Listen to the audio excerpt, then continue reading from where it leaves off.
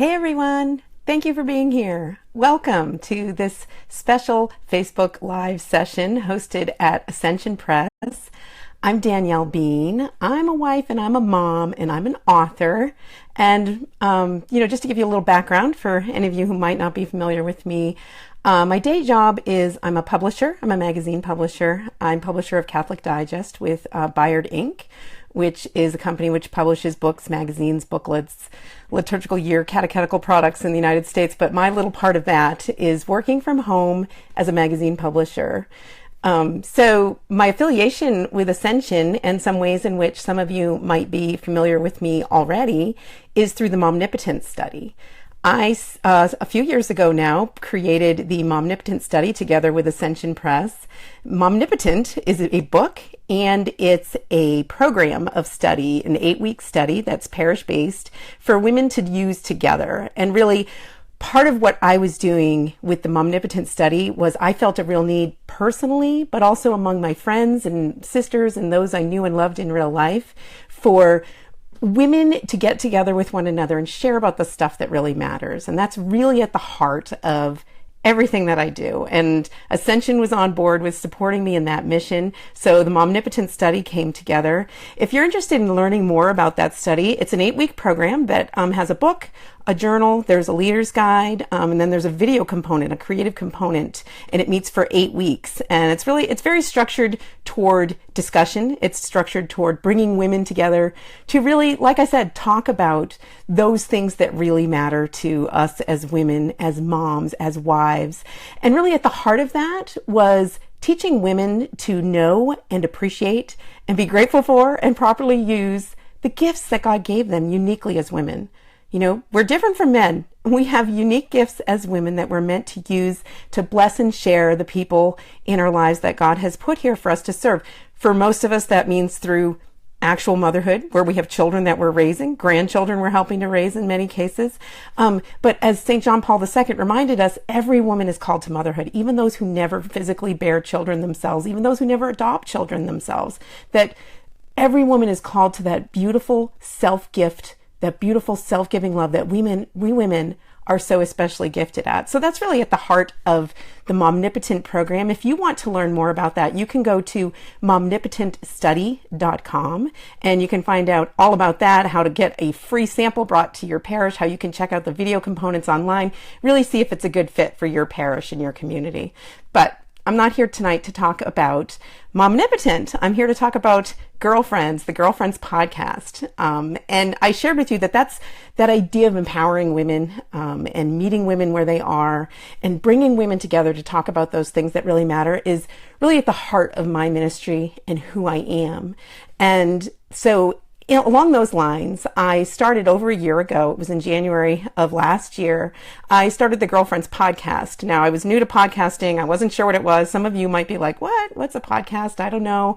It's sometimes a foreign world, and it was to me beginning too, how to navigate creating a podcast. But I really felt driven to connect with women in a new way and bring women together in a community of people who shared core values and talk about those things that really matter: our life, our work, our family, our parenting, our relationships, our health and wellness. So doing that, I brought together a nice little community. I've got a nice little group of listeners. And so then having established that, when I saw that Ascension Press with Ascension Presents was beginning a podcast channel and putting together some podcasts, starting a podcast initiative, I thought, what a perfect fit. It really would be great for me to be able to work with Ascension again. So it was really an opportunity for us to come together, and thankfully Ascension was open to the idea of us working together. So that's the exciting news I want to share with people this evening, is the fact that Ascension and the Girlfriends podcast are going to be collaborating together. We're going to work together on the production of the Girlfriends podcast and hopefully improve its quality and bring it to an ever-growing audience of women who really need to hear the message that's inside of the podcast, women who really need to connect with one another in those ways we talked about that are so important. So that's a thrilling opportunity for me. It's an honor and it's a privilege to be working with Ascension once again. My experience in working on the Momnipotent study was fantastic, and it was so encouraging to me to be able to work with such a great team of professionals who also were just on fire with their Catholic faith. It's so inspiring to me. So having that opportunity again here with the podcast is a wonderful opportunity. And you can click the link that's in the description of this video if you'd like to sign up to get more information about the Girlfriends podcast, to learn a bit more. Even if you don't even know what a podcast is, click that link and sign up and get your name in there. I promise you it's not as daunting as you think. And if you already are a podcast fan, then please click that link so that you can get connected with the Girlfriends podcast. We'd love to add you to our community. I would love to have you interact with me and my listeners at Girlfriends, because the more voices we have there, the better and the more enriched we all are. So tonight I'm here to answer some of your questions. If you happen to have questions, you can write them in the comments and I'll be happy to take them there. We did solicit some questions earlier, so I have some to get us started here. And maybe you'll have something just to share along the lines of the topics I'm talking about. Maybe it'll spark something in you that you want to share your own personal experience about. So we solicited some questions both here on Facebook and me personally through an email list. And so I've got a few different questions to kind of get us started here. And the first one that I want to address came to us from a reader here at Ascension. I believe it came through their Facebook page, where a woman who had done the Momnipotent study had kind of a nuts and bolts question about the Momnipotent study. Camus was asking about why in the Momnipotent study do the program materials for the journal and the weeks lined up with the journal and the videos, that study component, why don't those line up with the chapters of the book? And I'm happy to answer that because it's something I've heard from people quite a bit about since the study was released a couple of years ago. And the fact is, we released the book separately from the study, and really our goal was to have the book be a standalone product. So when we went to design the study, I didn't want it to be repeating information from the book. If someone had already read and discussed the book with friends, I wanted the study to still have something to offer to that person. So we didn't follow the chapters precisely. Of course, the themes are the same. Many of the themes go over things in the book and they complement one another, but it's not really designed, the study isn't designed to go chapter by chapter through the book. It's designed to go chapter by chapter through the journal. So that's a nitty-gritty question for those of you who've participated in the Momnipotent study. And our next question that we got was from Sharon. I'm going to read this one here. She says, since so many young mothers feel the need to work today, can you address the need to help them not feel guilty about working to provide for their families when we've been told it's better to spend more time with your kids than spend money on them? And how do you balance that so that your family and children are still a priority in your life, even though you work full-time outside the home?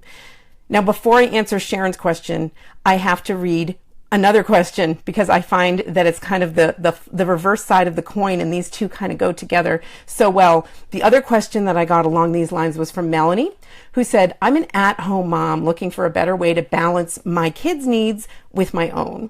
I feel guilty taking time for myself, but when I don't, I become a terrible person to live with. Oh, yeah, okay, I can relate just a little bit to that.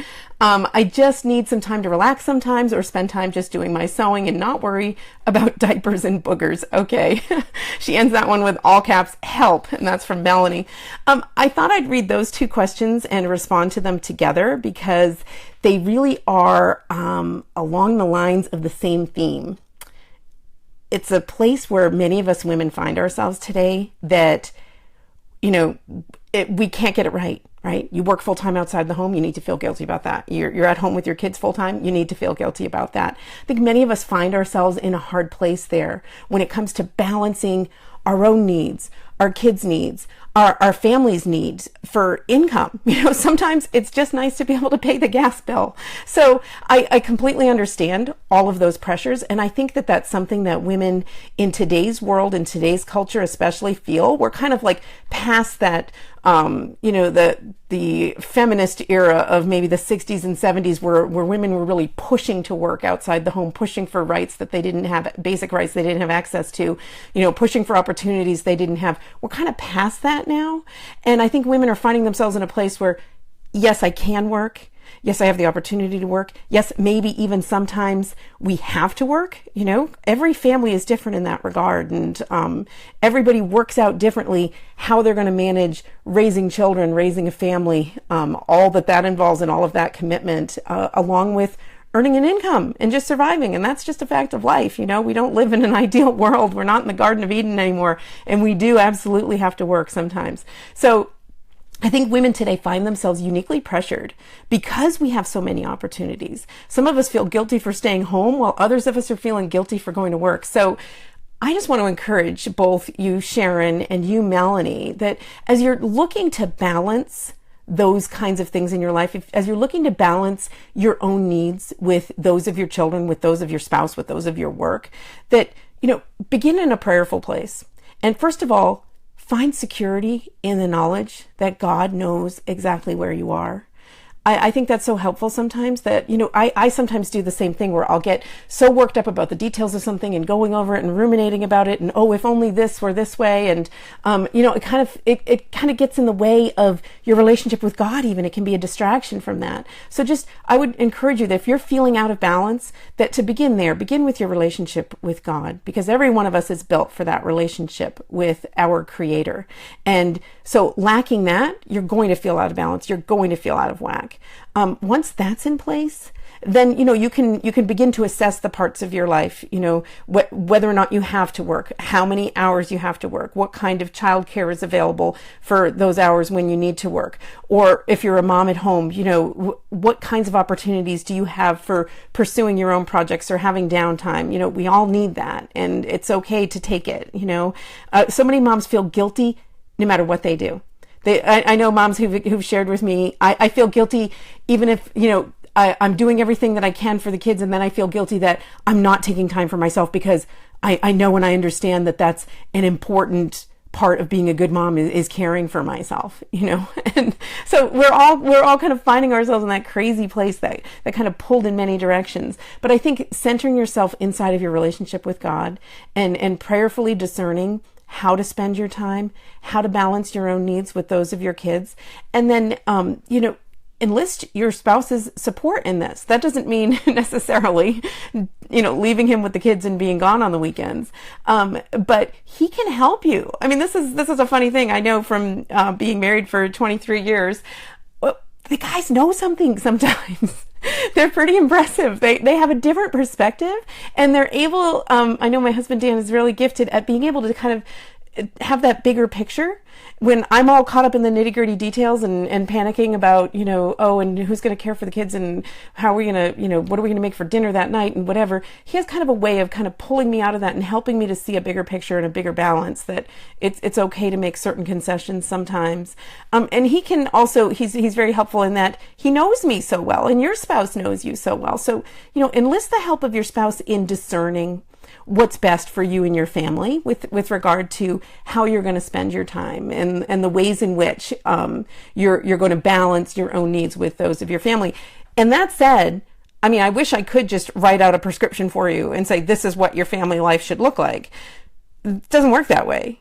Every family is different. And I think it's important to recognize that, because sometimes as Catholics, we fall into that kind of formulaic way of thinking. Like, if I just do X, Y, and Z, then we will raise the perfect Catholic family. Well, no, it doesn't work that way. There are no guarantees. And so, keeping that in mind and having a kind of a sense of humility about what your family life is supposed to look like, can kind of keep you from judging yourself and comparing yourself with other people. And, keeping in mind that maybe this is something you need to reassess on an ongoing basis, because for sure, my particular situation where I'm working full time from home is not what I envisioned years ago. As a mom, and I stayed home full time with our kids. We're in the process still of raising 8 kids from ages 10 to 22 right now here in New Hampshire. And, it never was part of my plan, but every step of the way, whenever I was thinking about taking on a new responsibility or different kinds of opportunities came up or different changes in our schedule, different changes in our responsibilities, then it became an opportunity for us to kind of prayerfully, my husband and I together, decide, yes, we will take this step. We will do this. And you might wind up in a place that's very different from where you thought you were going to be. And that's okay. It's okay. Because sometimes God's plan is something you never imagined, and yet it's a lot better than what you ever imagined. And it's filled with more blessings and more grace than you could have possibly imagined going into it. So there's no one right way. I wish there were, because that would be easy. But God's path is filled with grace and great diversity in the ways in which he calls our family to holiness. So keep that in mind as you're discerning what's best for you and your family. All right, I want to move on to another question. Oh, this one. Okay, this comes from Dana, who says, do you have any suggestions for how to find good friends? I am kind of shy, and we recently moved to a new place, and I'm feeling lonely and isolated. Okay, yeah, this is hard too, Dana. That I think we all find ourselves in this place sometimes. Maybe it happened with a transition to motherhood. I think many of us are children, the phase in life where we're starting to have children. Sometimes if we're, it moves us away from a different friend group. Sometimes physically we're moved away from our friends and family, and that can feel very isolating. And this is something I think that comes naturally to some people more so than others. And it sounds like, Dana, you're suffering a bit of shyness and awkwardness, and maybe you're not really taking much of an initiative to find and make friends. But, let me start by telling you, it is absolutely important that moms have friends. We need this. Our husbands are great, and it's great if your husband is your best friend, but he's not a replacement for a good girlfriend. We all need the kind of support and encouragement and affirmation and empowerment that we can only get from other women. That we're uniquely gifted at encouraging one another when we get together. Where Jesus told us where 2 or 3 are gathered in my name, there I am in their midst. And I think that that's especially powerful for women. So true that he's present inside of our relationships with one another. I shared that was a little bit about what was behind putting together the Momnipotent study in the program, was the idea that women need, and I'm thrilled if the Momnipotent study turns into just an excuse for women to get together. And some women's groups have shared with me that it did exactly that. It kind of got them in the habit of getting together, and they would talk about the different discussions and the discussion questions and the different chapters and the themes, and they'd watch the video. But then, they said, we just really wanted to get together and, have some coffee and cheese and crackers and talk with one another. I think that's great. And it's so important for us to do. So Dana, what you're feeling, that loneliness and isolation, is not something that you should ignore or hope it will go away. That it really is a need that you have to get together with other women. And you know what? You don't need 50 friends. You need 1 or 2 close friends that you can feel like you can be yourself with. Something really beautiful happens when women are vulnerable with one another. And it can be hard to get to that place inside of friendships because so many of us put up barriers. We're defensive, or we're insecure, we're distrustful. Perhaps you've been hurt inside of relationships with other women in the past. Many of us have, horror stories to tell of friendships gone wrong. And yet it still truly is a need. So that need you're feeling, Dana, is real. And don't ignore it. Don't expect it to go away. You need to address it. And the bad news is you're sharing you're a little bit shy. It might mean getting outside of your own comfort zone a little bit. It might mean, having to take the initiative.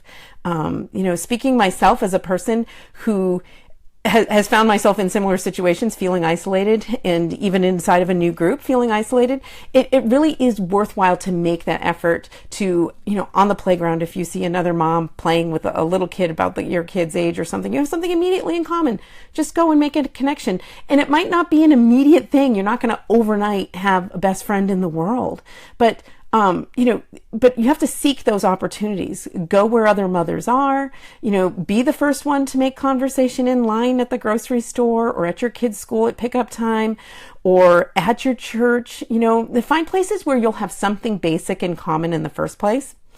And the other thing I want to mention is, do you pray for friendships? Because I think this is something that sometimes we don't think to bring to prayer. We don't think, that God cares about that, our social lives.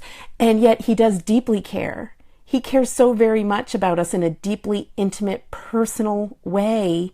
Of course he cares about that you're lonely, that you're feeling isolated, that you're feeling sad, that you don't have those social connections, those girlfriends that you're longing for. So bring that to him in prayer. Ask him to open your eyes to ways in which you can find friendship inside of your community, maybe in ways that you never thought of before. I personally have done this, praying for my own friendships, but also praying for my children's friendships. I have a great sister who encouraged me once to pray for my children's friendships because as parents, we're very concerned about that, right? I mean, we're always wanting our kids to hang out with good kids, and you're the sum of the 5 people you spend the most time with. Well, you want your child spending their time with 5 really great kids. And it hadn't occurred to me to do that before, and I've been surprised by the beautiful results of praying for friendships, praying for fruitful friendships, praying for opportunities for friendships. That we all have that need built in, and God does care about it. So bring it to him in prayer. And then ultimately, some of the best advice I have ever heard about finding friends is to have a friend, be a friend. If you're waiting around for someone to come knock on your door or someone to come and approach you after Mass or whatever it is, it may not happen. But be that person for somebody else. Think about times in your life when someone else did take that social initiative and you were grateful for it, and let that help you get over your shyness. I would say if you're feeling shy, if you're feeling anxious or nervous about approaching somebody, say a quick prayer before you do, before you pick up the phone to call them or before you approach them somewhere to, make a connection with them. Say a quick prayer to the Holy Spirit to just inspire you with confidence and be open to receiving that other person. How many of us in our day-to-day lives and even inside of our social lives and social interactions, even inside of our church communities, have superficial interactions with other people where are you really pausing and seeing the other person? That beautiful gift that St. John Paul II had, where people describe that when he looked at you, he truly saw you. I think it's really important to know that you're looking for that connection with other people, and that can be a great impetus for a beautiful friendship. So I'm going to pray for you, Dana, that you find a friend, but I want you to pray about it too. And I want you to get outside your comfort zone just a little bit, and I'm hoping it's going to bear great fruit for you. I'm seeing a question that's coming in here. If you have questions, feel free to put them into the comments here. I'm seeing a question from Marissa who says, as a young working mom, life is always changing and it's tough. Oh, I'm not getting the whole comment here. Okay. It's tough to keep a consistent prayer life in the midst of it all. What kind of prayer habits? Oh, okay. This do you incorporate into your daily life? Yeah. This is a great question because this is one I get from moms all the time, is when we were talking about that work-life balance, what about the life versus spiritual life balance? Huge, right? Absolutely huge. And how many of us hear that gospel passage of Martha and Mary and feel admonished because our daily lives are so busy? We don't have time to be sitting at our Lord's feet focusing on the better part, right? There's too much to do. And so I totally do understand this question. And I think it's something that it varies throughout our lives what the appropriate response is to that. But I will encourage you to recognize the importance of your spiritual life. And it sounds like you're already doing that. You're already appreciating the importance of it. But then sometimes I've found that we sometimes as moms will give ourselves a pass on our spiritual life. That, oh, I'm so busy, God understands. Or, oh, my favorite one, my life is a prayer. Okay, that's a beautiful idea, and it can very much be true if you are offering up your day to God. But don't use that as an excuse to not set aside time for your spiritual life, to not set aside time to nurture yourself spiritually. It's not a good excuse, and it doesn't work that way. We absolutely you need daily nutrition, you need time to take a shower, you need time for social interactions. You also need time for your spiritual life. It's a need that you need to be making time for. So some basic practices, I would say, for busy moms, whether you're working or you're in the home, would be, like we said, giving your day to God. I find that this was one of the most fruitful spiritual practices I had as a young mom years ago, where I'd feel like the whole day would just get away from me before I even had an opportunity to say, hi, God, here I am, I want to do your will. So starting out your day, however simple, it might look like for you starting out your day with a morning offering, spending just a few moments, maybe even after the alarm goes off and you haven't even gotten out of bed yet, just spending those moments just focused on God. You can use a formal morning offering prayer that you might have memorized, or keep one by your bedside, or you can do it, just informally. Place yourself in God's presence. Ask Him to guide you through your day. Ask Him to help you to be aware of His presence in your day. That can be a very fruitful prayer. Something I've found that bears great fruit is beginning your day with that prayer, and then in moments throughout your day, just remembering to turn to God in prayer. And I find that the more you get in the habit of doing that, the more natural it becomes, until it really is true that your life is a prayer, your work is a prayer. The ways in which you can do that are whenever something unusual happens, like something really good, you're really happy about something really bad, you're really disappointed or hurt by something, to train your mind and your heart and your soul to turn toward God in those moments. I find it's really helpful to me personally in my spiritual life to remember that God is our loving Father. And we are His precious children. Such a beautiful idea. And we as moms, we get that relationship. We get how loving it is, how unconditionally loving it is, and how much, God wants good for us and wants that connection with us, because that's how we feel about our children. So, just getting in the habit of doing that and remembering how precious it is. Like, I always remember when my kids were very small, each of them would go through, a stage when they were, toddlers, where they would turn to me in every single thing that happened to them. Whether they got hurt and fell down, they would turn to me. They'd come running to me. Or if they were really happy about something, they couldn't wait to share the news with me, because I, as their mom, was the center of their world. Well, God is meant to be the center of our world in a very similar way. It's as simple and as natural as that. And the more that we practice it, turning to Him in the good and the bad, every moment of our day, the more naturally we will do that. And ultimately, that's what our goal should be, right? To have that natural, nonstop connection with our Creator that we're made for, that we're built for, to be turning to Him in every minute of our days, the big stuff and the little stuff. He cares about all of it. So, helpful reminder. Stacy is sharing that she says an Our Father every night before she goes to sleep, just over and over, but focused on each word, and it helps her to feel so peaceful. I love that, Stacy. That is a great suggestion. And, so many of us as women, as moms, as busy people, whether you're working outside the home or not, or balancing family life with other things, when we finally get into bed at night, sometimes our body might be ready to rest, but that's when our mind starts, right?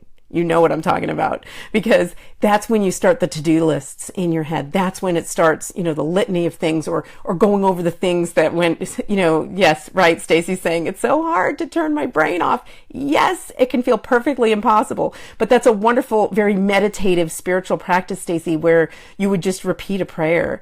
There have been times in my own life, during particularly stressful times, where I would kind of get in the habit of just waking up in the middle of the night and stressing, because that was going to really be helpful. That was really going to make a big difference in my stressful life, was waking up and worrying about things at 3:00 in the morning. But, seeing those moments as a call to prayer is really a very beautiful thing. And it can really be a great opportunity for you to connect with God. And yeah, like Stacy's saying, it can just be repeating the words of the Our Father, or another prayer that's meaningful for you.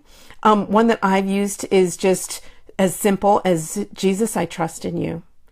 And, just placing your trust in Him, and just, repeating that simple prayer and focusing on its meaning can be very peaceful and very, very soothing. And sometimes when you're so frenzied, when you've got that situation where you can't turn your brain off, like Stacy was sharing, that can help to break you out of that, and can help you to just really focus back on that relationship. And what's so encouraging about it is it doesn't have to be complicated. Super simple. Just repeating these simple words, focusing on God, focusing on His love for us, and focusing on His love for you in a very particular, personal way. And, the ways in which that He loves you, and that we're called to trust Him, just focusing on that trust and praying to have even greater trust in Him is just a beautiful way to just focus your mind on God in that's all any of us needs to be doing, right? That's what we're made for. We're made for that connection with God. Okay, so Mary Ann is sharing, I try praying and can't even keep repeating a simple Our Father or Hail Mary. It's so frustrating. I hear you, Mary Ann. That's why I have that little prayer. Jesus, I trust in you. Just say it. Or even, during some of the worst times in my life, some of the most painful times, most disappointing times in my life, I have absolutely no words to say in prayer. So hard. And for, someone like me, early on in our marriage, when we faced significant challenges, especially with the health of one of our children, that was a time where I was just shocked to find myself in that place, because I was somebody who always had, always had the words, always had the prayers, always, had those things in order. But to find myself in a place where I was frustrated and hurt and just reeling and didn't have the words. And some of us, it might be a catastrophic event or a crisis that brings it out, but other people suffer with ongoing anxiety or, frustration inside of their life that distracts them in that way. And that becomes an obstacle between them and their relationship with God. And what I found really helpful during those times was that Jesus doesn't call us to do anything but come to him, to follow him, to come to him. Come to me, he says. That's his invitation to us. Not come to me and, speak these great eloquent prayers. Not come to me and tell me all the, the verses you have memorized. Just come to me and just be in his presence. And sometimes that's the most beautiful prayer that any of us can say, especially if you're hurting, especially if you're frustrated or you're anxious or you're worried or disappointed in some way, is to just go to God, go to Jesus and, answer his invitation, come to me in that very beautifully simple way. Place yourself in his presence and just be. Sometimes that's hard for us, isn't it? As women especially, as busy women especially, it's hard for us sometimes to just be, because there's that temptation to believe that we kind of earn our worth, that we earn God's love, or we're going to earn our way to heaven by doing. We're so busy sometimes that just focusing on being, and that you, because of who you are, not because of anything you do, because of who you are, you're infinitely worthy. God loves you with a unique and personal love. And he wants the good for you, and he wants you to live with him forever in heaven. He wants a deeply close, intimate, personal relationship with you like that. That's all any of us ever needs to be focused on. And our worth is inside of that. Our worth is in who we are. It's who you are. It's not what you do. So important to keep that in mind, especially in our prayer lives, that you don't have to say a word. You don't have to say a single thing. Megan's sharing one of my favorite short prayers when I can't find focus, is Jesus, be with me. I even say it out loud if I'm really unfocused. Beautiful, beautiful idea. Jesus, be with me. Just call on his name and just, focus on his presence there with you. Very beautiful advice. Thank you for sharing that, ladies. And it kind of helps to know you're not the only one that's lying awake in the middle of the night sometimes, having trouble getting that list out of your head, trying to stop, trying to rest in God. I think that's such a beautiful image, the idea of resting in God, of resting in God's presence. And that's what that's what we're all called to do. We're all called to be that.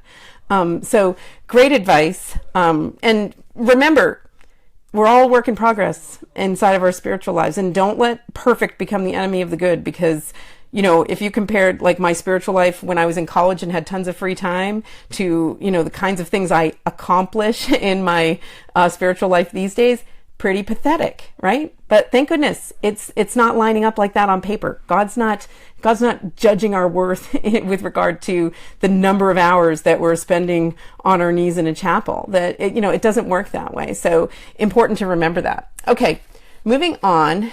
Okay, so we answered Dana's question about friends. Oh, this one's great. Christine says, do you have any toddler discipline tips? My 3-year-old is so willful, she's driving us insane. Oh, that's good.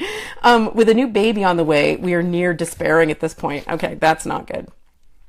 Oh gosh, Christine, I can feel ya. How many of us have been frustrated by toddlers and the kinds of discipline that we have to engage with toddlers? So enormously frustrating. And sometimes if we have that idea of like being the perfect mom, or, I used to have this beautiful picture of the Blessed Mother that I would keep on my wall when the kids were little. And I would look to it in some of those really frustrating toddler kind of discipline moments and be like, Mary, I would really feel kind of frustrated. Like, Mary, what am I supposed to do here? This is so far away from where you were.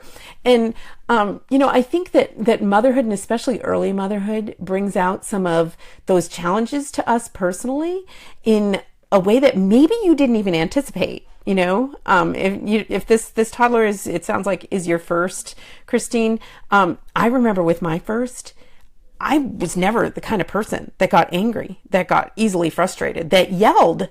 And all of a sudden I was. And I was like, what did this kid bring out in me? I remember just like feeling my blood pressure rise, and, just this little person was bringing out this terribleness in me. So I understand, first of all, just deep sympathy, Christine. We get it. That toddler discipline can be one of the most frustrating things. So, I find that when disciplining toddlers, it's important to first of all make sure your feelings are under control. You don't want to be, so frustrated and angry that you're going to do or say something that you regret, and you don't want to hurt your child. And ultimately, that's important. Maybe you need a timeout before you're going to discipline your child. Make sure you're in the right frame of mind before you do. And that doesn't mean it's always going to be perfect. You might mess up. You will mess up. I'm still messing up, and I've been at this motherhood thing for, 22 years now. But, so when you do, first of all, recognize the mess up, and then kind of look at the situation, after the fact. And even you can involve your husband in kind of examining the situation after the fact. I find it's kind of helpful to do kind of like a reassessment, kind of walking through like, okay, she was unnapped. I had her out running errands all afternoon. She had this meltdown. I also was tired from running all the errands, and I hadn't had lunch yet, or whatever. It was a recipe for disaster. And, you can use that to kind of educate yourself to potentially avoid future situations or respond better in future situations. But in the moment, I think, different forms of discipline, I'm certainly not a discipline expert, but different forms of discipline all work in different ways, and kids respond to different kinds of things. But the number one thing that I think it's important to remember with regard to discipline is, first of all, it takes work. It takes work on our part. That's the part that I think I just kind of didn't know. I was like, oh, we're going to be the perfect parents, and we're going to tell our kids what to do, and they're going to do it. And it didn't really always work out that way. So just, it involves work on your part. And then that also leads us to the second part, which is consistency. It's important to be consistent in your discipline. That's actually the most important thing with regard to disciplining toddlers, just being consistent. That's the part that's work, right? Because you can't just like scream at them from across the room. That's not very effective. And I found that in raising my kids, especially in those younger years, it was so valuable to me to put forth the effort early on so that the kid knew when mom says something, she means it. And there's consequences if you don't do it. Too often, because of our own tiredness, very understandable sometimes, or our own lack of discipline, ironically enough, we don't do that part. We don't establish that relationship in the first place. And then what ends up happening is we say something, the kid doesn't do what we said, no consequence. What's the kid learning? I wait until she says it 16 times and then counts to 20 and then screams at me and, pulls me by my arm out of the room and throws me in my room. That's bad. That's not the pattern you want to be establishing with your child. So, I think it's important to, especially with those younger kids, and those are the formative years, those are the learning years, that's where you're establishing that. And that's where that consistency takes a lot of effort on our parts. And I understand how hard it is, and you're not going to be perfect at it. But just remember that consistency does pay off in the long run. If you can get your child to a place, it's a daughter, right? Yes. To your 3-year-old daughter, to a place where she can recognize your authority and respect it, and know that when you tell her something, you mean it, and there's going to be follow through. It will pay off big time. And you know what? You say you're expecting another child, it's going to pay off with your next child too. What I found as a mom of 8 over the years is that discipline gets easier because the older kids kind of set a tone for the younger kids. Like, we do this, we don't do that. And like, there are some established rules. And there's an established kind of sense of respect for parents and an expectation of obedience and a respect for authority that with the younger kids, I didn't have to work as hard at. My husband didn't have to work as hard at. So remembering that, and cut yourself some slack, I remember as a young mom just being so frustrated and so frustrated not only with my child, but with myself, and disappointed with myself and my own reactions to her and my own anger, and bringing all of that to confession. I remember the young priest was like, at the end of my confession, was like, what's wrong? Like, like I had some deep problem, at the most basic level. And it's like, I have a toddler, you don't understand. So understand, you're not alone in that. And read all the books and then figure out what works for you. Reject what doesn't. Don't feel like you have to, meet a certain discipline style. Figure out what works for you, for your husband, for your child, for your family going forward. And best of luck to you, Christine. You will figure this out. All right. Moving on to another question. Let's see. We're getting one from Eileen. Oh, yes. Here's a very common question. Any tips for moms bringing children to mass, especially if there's no cry room? Yeah, been there. A lot. I can relate to that question. So this is something that I think every Catholic parent struggles with to some extent, because children aren't actually made to sit still for an hour and be quiet for an hour. It's not part of their DNA. So we're kind of attempting an unnatural thing, a very good thing. I firmly believe in the right of children to be present at Mass, the right of parents to bring their children to Mass, for them to be a part of it. They are part of our church. They're an important part of our church. And I love it when priests encourage families, because I think so many of us find ourselves in that place where we're feeling very self-conscious about our kids in the pews, whatever it is.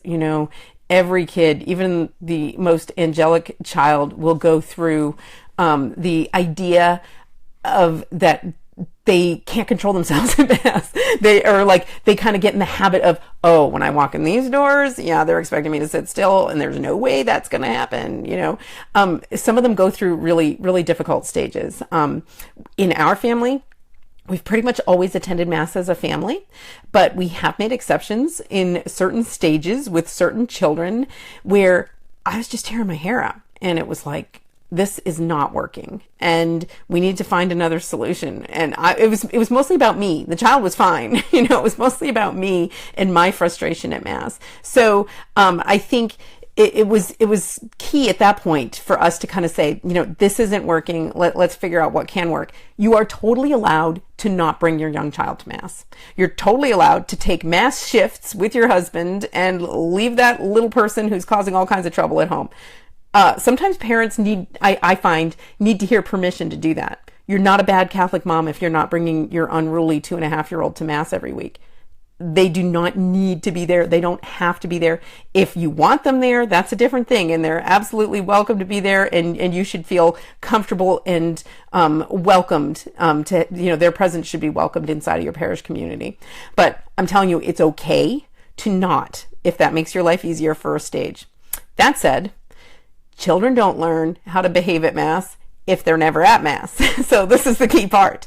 They're not going to be perfect little angels at Mass at the start of this, because it's a process. They're learning, just like with everything else in life. They're learning, and they're taking their cues from you. One thing that I have found really helpful, and it sounds counterintuitive, but it's worked great for our family with younger kids, is to sit in the front row. Sit right up front. I know you want to hide in the back. You want to be able to slip out and unnoticed, and you don't want to disturb anybody. But I found that it really engages my young children to be in the front and they can see what Father's doing. You can teach them better that way. You can talk to them about the parts of the Mass. You can talk to them about what's going on the altar. You can talk to them about Jesus on the crucifix. They get an upfront, front row seat checking out everything that's going on there in the sanctuary. I found that that's really a helpful way to engage them, because think about it. If you're hiding in the back, ready to make your getaway with your child or hoping to disturb the fewest number of people, that has its own advantages. But think about it from your child's point of view. You're bringing them into this place. You're expecting them to sit still and be quiet. And all there is for them to do is look at the backs of people's heads. And you're telling them this is a sacred moment, not the best teaching moment. So I found it really is worth the effort. And yes, the occasional embarrassing long walk of shame to the back of the church with a crazy out of control kid. It's been totally worth it. It was worth it when the kids were younger, and I found that it really paid off to sit up front so that they can be truly engaged in Mass. And I found that it was really great because once we were in the habit of doing that as a family, it provided opportunities to teach even my older kids or my growing up kids about the different parts of the Mass. Maybe they weren't toddlers who were out of control anymore, but we were sitting right at the front and they could watch all the parts of Mass and they could fully recognize that moment of consecration. I'll never forget when my son Stephen was pretty little. He's probably like 4, and he wasn't misbehaving at Mass, but I was kind of giving him a play-by-play during the Mass, and during those words of the consecration where the priest speaks the words of consecration over the wine, I whispered to Stephen, I was like, so the wine now is becoming Jesus's blood. And, 4-year-old boy hears the word blood, and he was like all attention on the altar and was like, where's the blood? He was just so intent on seeing where the blood was, but honestly, that was a funny moment for me as a mom. And I did, explain to him, later in more detail exactly what's going on there at Mass and, with the Eucharist. But it was a great teaching opportunity that, what's going on up there on the altar? And we all need this reminder too. It's a pretty dramatic thing. It's a pretty amazing, dramatic thing. And I find that kids are capable of a greater sense of reverence than we sometimes give them credit for. A great story is of us years ago when we had this old pastor and he loved to do midnight Mass. And one year we had, the stair step kids, like 6, 5, 4, 3, 2. And he came up to us soon before Christmas and said, so I'll see you at midnight Mass. And I was like, Father, you must be kidding. Like, look at these kids. No, we're not going to midnight Mass. And, all I could imagine was just, complete disaster of children at this Mass. But Father really encouraged me with his response, which was, why not? They should be there. They have a right to be there. They should be there. It's a great, it's a beautiful liturgy for them to witness. And he was so encouraging that we did try it that year. And we've gone every year since because it was such a beautiful experience. Not always perfect, but it really kind of opened my eyes to the idea that children are more capable of beautiful and holy worship, of recognizing the sacred than sometimes we give them credit for. And so keeping that in mind, venture into Mass with confidence with your kids. You might get, nasty comments from people, even people with very well-behaved children. Sometimes there's just somebody who's in an ugly mood, who can't handle any level of distraction at Mass. And sometimes you might get a comment or an eye roll or a nasty look or something. I say just take those moments and offer them up. It's all part of that beautiful humiliation of motherhood that we're all called to. Just offer up that moment, but then also recognize that your child has a right to be there and that they're growing and they're learning every time you bring them there. It's something that I was very pleased to see in my own children, not that it all worked out perfectly, but that the children did over time and through practice and through the example of the older ones learn how to behave at Mass, what kinds of things were appropriate at Mass. And one last tip that I'll mention that also seems counterintuitive is take them to a daily Mass where it's shorter. You may be saying like, no way, I am not looking for more mass opportunities with this kid. But I found that by taking them to shorter liturgies, it was a way for them to get to know and just practice in a shorter, more tolerable for them way, how to behave at Mass, learn a little bit more, practice some of those habits, the kneeling in the pew, looking at the crucifix, talking about God, talking about being in God's house. It just was a nice kind of way to practice that wasn't quite so hard as that Sunday morning, full pressure on, packed church for an hour kind of situation. So it could be a practice for you too, that you'll get to be more comfortable with bringing your children to Mass. So Becca is sharing, this is so relevant to me with my 3 and 6-year-old. Ditto on the question about Mass. I left in tears many times. I hear ya. I've done the same. And, and there were also, though, I'll say, encouraging times where people would come up and tell me how well they thought my kids behaved at Mass when I was just falling apart inside, like, oh, they were terrible, And I think that's a reminder to us that sometimes we're our own worst critics. You'll notice every little hiccup that your kid makes. But other people aren't that hyper-focused on your kids, thank goodness. They'll notice the big disruption, sure.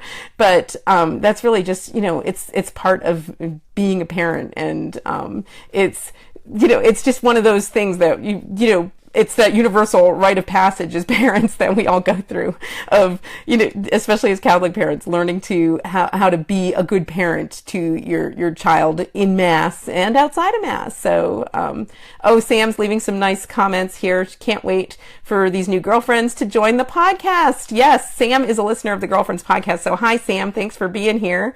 And she says, this is a great advice we get from Danielle each week. And Sam's right. Not that all my advice is great, but what she's saying is that these are the kinds of things we talk about, and really what I look to share on the podcast on Girlfriends is just from the heart and from my own experience, and hopefully with a healthy dose of humor, because that's the stuff we need to get us through some of these tough situations. Just about those basic things, those things that we all kind of suffer through.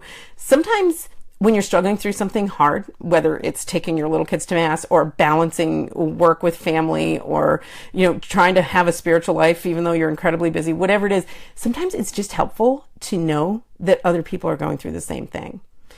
I find that that's one of the most empowering things that we can hear another woman say sometimes is me too. Me too. Years ago when I first started writing a family column, one of the very first ways that I was sharing with other women about Catholic family life was through this column. And that was the number one thing that I heard from women who were responding to the column. It was, me too, and that was so gratifying to me. And they were gratified by what I shared in the column because they were experiencing many of the same challenges, many of the same frustrations, having many of the same disappointments. And there's nothing worse than suffering through something difficult and feeling alone in it. Feeling that you're the only one who has this problem in your family, this problem in your spiritual life, that there's just so much empowerment that comes from women sharing vulnerably with one another. And yeah, it's not always, a perfect place to be vulnerable, maybe with your Aunt Bev, who's, notoriously critical of you and your family lifestyle or whatever, not the person to be vulnerable with, not the person to lay it all out there with. But you do need those people in your life. You do need people that you can be vulnerable with and that are ready to be vulnerable with you. That's getting back to that value of friendship among women that is so important. And that's part of what I try to cultivate in the Girlfriends podcast. So again, if you're interested in learning more about Girlfriends, if you're not currently a listener, if you're just figuring out what a podcast even is, we'd love for you to sign up. Click that link in the description for this video so that you can get more information about Girlfriends and you can join our community. We would love to have you join us and take part in our conversations that take place there. Okay, so next up, I've got a few more minutes here. Let me just check on my time here. Yeah, just a few more minutes. I can take another question. Okay. Oh, this is a tough one, but I'm going to take it on because we haven't talked about marriage yet. Maureen wrote in, I'm in a hard place in my marriage right now. We have 3 kids, money is tight, and I'm worried I might be pregnant again. My husband and I seem to just fight about money and who does the most work. Oh, I can relate to that. He thinks I just sit around all day and spend his money or something. I'm not sure even what my question is except to ask, will this get better? Oh, Maureen, my heart's going out to you. But such an important question, such an important topic, because I think something that we don't talk about enough inside of Christian communities is the fact that marriage is really, really, really hard. It's really hard. What you're describing is not a unique situation. Going through a hard time is not unique, and it's not a red flag, and it doesn't mean you married the wrong person. It's absolutely part of the life cycle of marriage. It's an ongoing thing, and it has its ups and it has its downs. And then some of that sounds so cliche, we're like, oh, for better or for worse. Yeah. Well, there's a reason that's written into the vows, because there's going to be better. There's going to be worse. There's going to be sickness. There's going to be health. There's going to be richer and there's going to be poorer. So, remember that. I always find that in my moments of frustration, especially inside of my marriage, remembering those vows and like, oh, this is that hidden clause. You don't take the vows about very specific kinds of frustrations you might deal with, but it's in that for better or for worse phrase, And when we're getting married and we're young and we're in love and it's all romance and flowers and hearts, then all we're focused on is the for better, But it's after that life sometimes hits us in the face, and it's so hard. It's so hard.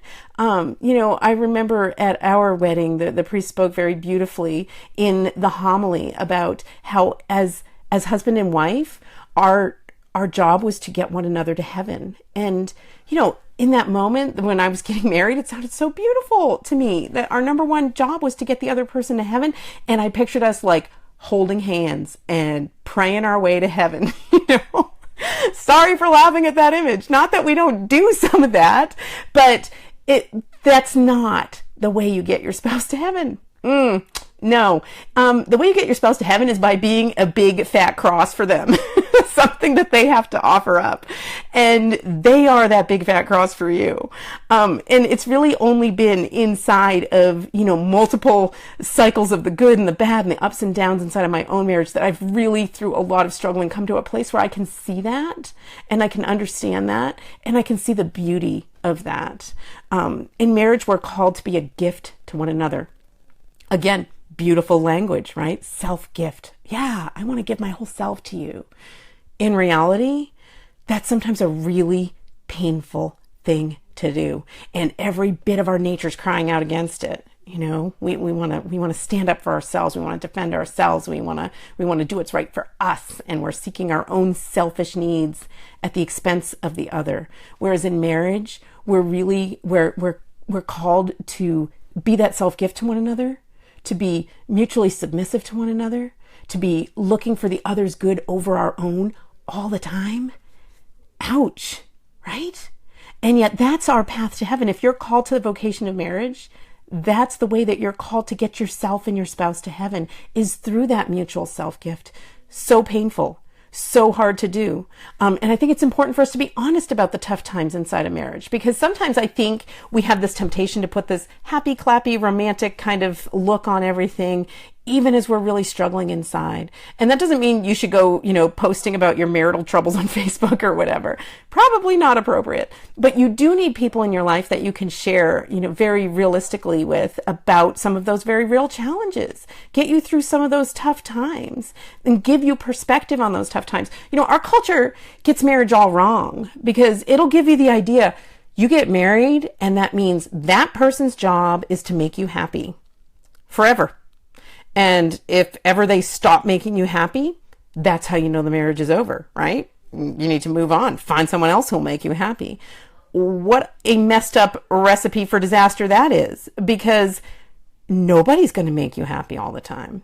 It's not your husband's job to make you happy. Sorry, he's off the hook. That doesn't mean he shouldn't be seeking your happiness the way that you're seeking his, but it's not his job. He's not your savior. Jesus is. That we're called to find our happiness and our worth and our self-esteem, our self-worth inside of our relationship with God, not inside of our marital relationship. So if you've got a messed up idea there where you're looking to your spouse to meet your needs, and I'm speaking in general terms here, Maureen, I'm not saying that this is what you're doing. But your question brings this out, this idea of, is it getting better? Is it going to get better? I think you're in that place right now, Maureen, where you're feeling disillusioned, and maybe some of those cultural ideas of, he's not making me happy anymore. This isn't making me happy anymore. Probably time to move on. Some of that might be going on in your own head and your own heart. I'll encourage you to hear that destructive message for what it is, and to recognize the source of it is not God. The source of it is and the intention of the evil one who's putting those kinds of thoughts in your head and in your heart is the destruction of your marriage, and the ultimately your complete separation from God and complete lack of happiness. That's what's in store for you if you follow down that path. So I'll encourage you, Maureen, to if you're not already, pray for your husband. If he will, pray with your husband. But also find yourself support inside of, girlfriends that you can trust, and other people in your life that can support you. It might be your own mom, it might be a sister, it might be somebody at work, wherever you can find that kind of support and encouragement in your marriage. People who share your view of marriage, that are going to, push you in the right direction. Surround yourself with that kind of support and that kind of encouragement, because the number one thing that will destroy you would be isolation right now, and the idea of feeling that you're really alone in this, and that it's hopeless, and kind of getting to that despairing place. In my life, I've got beautiful sisters. God bless me with beautiful sisters who will speak the truth to me, and we all need that in our lives. If you don't have it, you need it. And the thing about a good girlfriend or a good sister, I find, is that they call us to be our better selves. You might want just a shoulder to cry on, and that's great. And they can, friends can certainly be that kind of support for you. But sometimes what you need is somebody who's going to, just kind of push you a little bit and say, hey, maybe that's not the best approach to that problem. If you're struggling with a very particular kind of issue or conflict in your marriage, maybe bring it to a friend that you can share with. And then, in addition to that, just praying with and for your husband as much as you possibly can. I have found that in difficult times, even inside of my own married relationship, those times where I'm really, really struggling to see Dan and love him as I know I should, saying a prayer to God, to asking him to help me to see my husband the way that he sees him, to help me love my husband the way that he loves him, to see his potential the way that he sees his potential, is so important. That very simple, humble prayer that, just tell God, I'm frustrated right now. Help me to see him as you see him, because God loves your husband with an infinite love, and he can help to cultivate that in you. He can help to give you the grace to see him the same way, to love him the same way. Sam is sharing very helpfully, try to find your husband's love language and drown him in it. I like this. Marriage is so hard. Stay on your knees in prayer every night and offer up many communions for him. Great advice, Sam. Yeah, I love that. If you're not familiar with the 5 love languages, I think most people are, but find out the way in which your husband expresses and feels loved. It's probably not the same as yours, so don't make that assumption. And ultimately, that's your ultimate goal, and as his wife, even in those tough times, to help him to know and truly feel the love that you have for him. All right, that's all that we have time for tonight, but I'm so happy that you've joined me here. And those of you who are new to Girlfriends, I hope you will check out the Girlfriends podcast, which is newly going to be available through Ascension Presents. So check out the link that's here on Facebook Live. Follow that link, and you can sign up to get more information about Girlfriends as we move forward. And I'm looking forward to getting to know you through the Girlfriends podcast in the coming weeks. Thanks so much for being here with me tonight. God bless you.